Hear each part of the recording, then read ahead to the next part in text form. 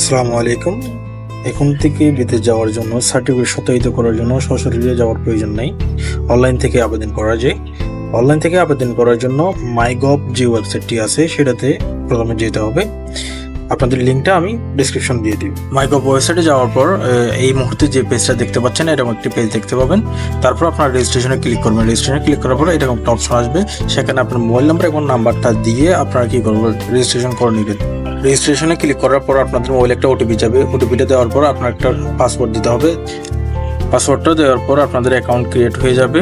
Account যখন create হয়ে যাবে, অ্যাকাউন্টে ঢুকে আপনার যে প্রয়োজনীয় ডকুমেন্টগুলো দিতে হয় বা নামগুলো দিতে হয় সম্পূর্ণ আপনারা দিয়ে দিবেন। তারপর চলে আসবেন আপনারা আবার হোম পেজে আসার পর একটু নিচে আসবেন। নিচে আসার পর দেখতে পাবেন আপনারা বিদেশগামী নাগরিকদের সার্টিফিকেট সত্যায়ন, এটাতে ক্লিক করবেন। এটাতে ক্লিক করার পর একটু সময় নেবে, তারপর চলে যাবে নতুন একটি পেজে। এই পেজে আসার পর একটু নিচে নামবেন, স্ক্রল ডাউন করার পর দেখবেন যে শিক্ষা মন্ত্রণালয়, ওটাতে ক্লিক করবেন। ওইটাতে ক্লিক করার পর আপনাদের অপশনগুলো চলে আসবে। ওখানে আপনারা এসএসসি এইচএসসি যে অপশনটা আছে সেটা সিলেক্ট করবেন। আমি আবেদন করছি এসএসসির জন্য।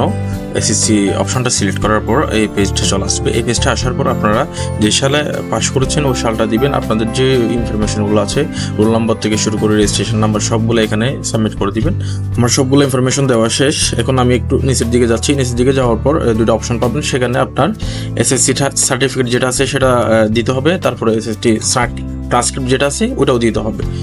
পেমেন্ট করার জন্য ক্লিক করবেন পেমেন্ট অপশনে ক্লিক করার পর একটু নতুন একটা পেজ আসবে। পেজে ওখানে রিভিউ দেখাবে আপনাদের কি ইনফরমেশন দিয়েছেন, সবগুলো ঠিকঠাক আছে না একটু আপনারা পড়ে নেবেন। সব যদি ঠিকঠাক থাকে তাহলে আপনারা কি করবেন, আপনাদের দেওয়া সকল ইনফরমেশন যদি ঠিকঠাক থাকবে তাহলে আপনারা আবার কি করবেন, পেমেন্টে ক্লিক করবেন। পেমেন্টে ক্লিক করার পর নতুন একটা পেজ আসবে। পেজে ওখানে এই যে অপশনটা দেখতে পাবেন, এখান থেকে আমি মোবাইল ব্যাংকিংটা সিলেক্ট করব।